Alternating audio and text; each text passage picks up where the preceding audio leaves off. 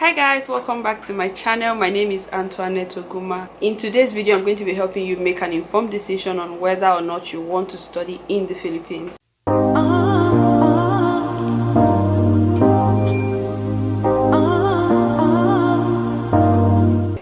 I'm a fourth-year medical student in the Philippines, thank you Jesus, and I'm also the lead admissions consultant at Medfield Consultancy, which the flyer will be on the screen. I'm going to be talking about 5 things that schooling in the Philippines has done for me.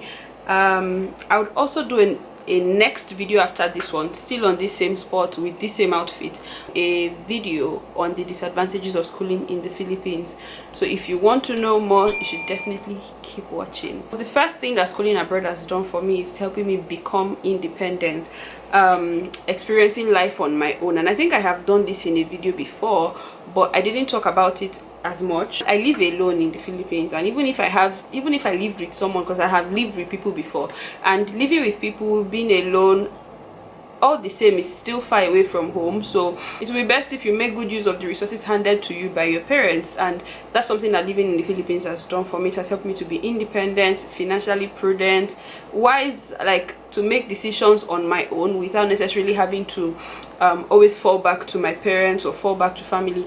And I know that there's WhatsApp, there's video call, and there's everything, but it's different, trust me. The truth is, becoming independent is one of the things that made me leave home. It's one of the things that made me leave Nigeria, because I just wanted to live life on my own without anybody necessarily having to control my life. Yes, you can suggest to me, you can tell me what you think I should do over the phone, but you cannot put a gun to my head to do it.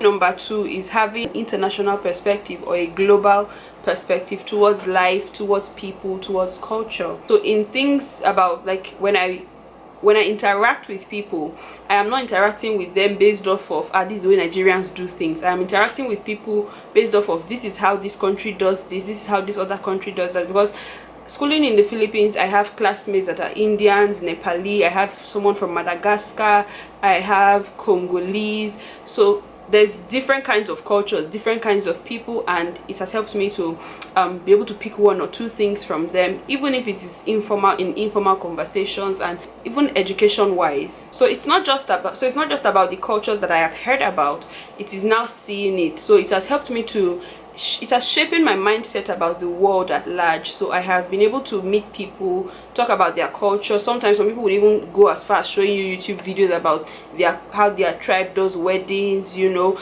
people would tell you stuff about their culture. You will see people, you will meet people, and you will get to interact with people as well. So the next point is feed my curiosity. It has helped me to feed my, because I'm a very curious person. I'm generally I'm like, how do these people do that? So even on YouTube, one of the things I watch on YouTube is other cultures.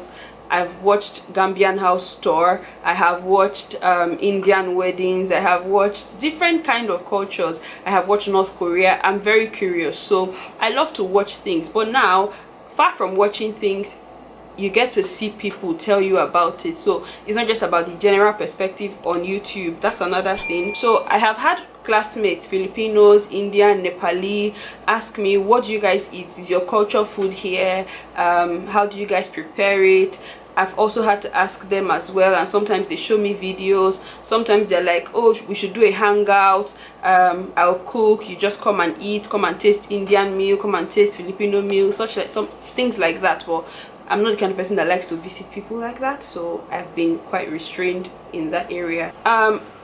Another one is the fact that I love traveling, and what better excuse to give your parents than you're going to school. So for example, I jokingly used to say that if I haven't entered plane in a year, aeroplane, like flight in a year, my body used to do me as if everything is not okay. That's a lie, but somehow it's kind of true. And what better excuse than I'm going to school, and they'll book tickets for you because you gotta go to school. So that's one of the things. I think that's like the major thing for me.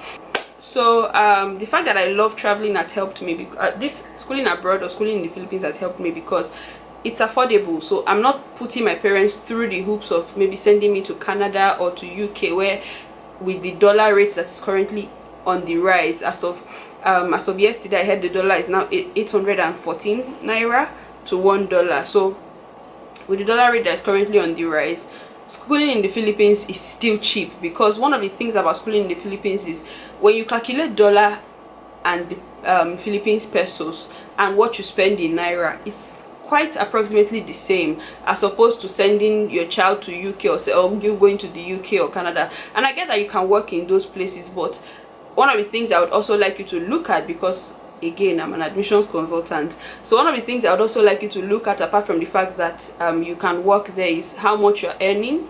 And if you compare being in the Philippines and you're really receiving allowance, and you receiving allowance in the UK or in the US or Canada, whatever country you choose, if you compare how much you're earning and how much extra they will be adding for your allowance in those countries, because life there is not cheap, at the ending of the day you may realize that Philippines, like schooling in the Philippines and not working professional job, pays you. I've done a video before, I don't know if I put it out.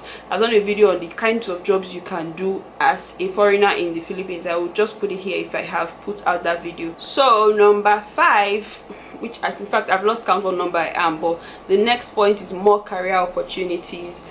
Schooling in the Philippines, yes, you don't work professional jobs, but you can also have your business. You can also have your I've seen people that teach English online. I've seen people that do call center jobs, although I'm not really sure the legalities of that, so I wouldn't talk much about that. But I have seen people that work from home. It may not be, obviously there's no job, I don't think there's any job that is easy to come about apart from starting a YouTube channel, which is not even as easy, because you have to also gain 1,000 subscribers and stuff, which is not why we are here. So there's really no job that pays you, or that you just find immediately that just starts paying you. It's really rare. So you can build your own business in the Philippines. You can get 1 or 2 things, which would also help you put it in your CV. You can put that in your CV as well as your work experience, because I mean it's a work experience too. Career opportunities in the terms that you study abroad. And in most countries, when you say, oh, I'm a nurse, I studied nursing in the Philippines, or I studied medicine in the Philippines, I think I heard in countries like US, they respect you. And even in Nigeria, when you are someone who studied abroad, apart from the fact that okay, they will be jealous of you, one kind, apart from that, like, let's scratch that. Apart from that, it's also a good thing. It's also a good thing because they know that okay, this person has experienced life that is different from ours, so it also is a bonus point to your CV. So I hope that in this video I did not bamboozle you with too much information and talking here or there.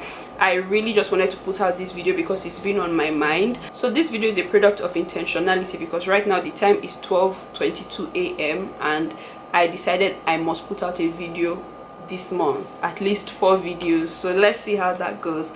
So thank you so much. If you watched to this point, please subscribe to my channel. If you want to study in the Philippines, please reach out to me on my Instagram account, which is Antoinette Oguma, written here, or you can check the flyer for more details. Thank you so much for watching, and you can watch the next video, which is the disadvantages of schooling in the Philippines. I will give it to you hot. I will keep it real with you. I'm not the kind of agent or the kind of admissions consultants that wants your money and will not tell you the whole package. So thank you so much for watching.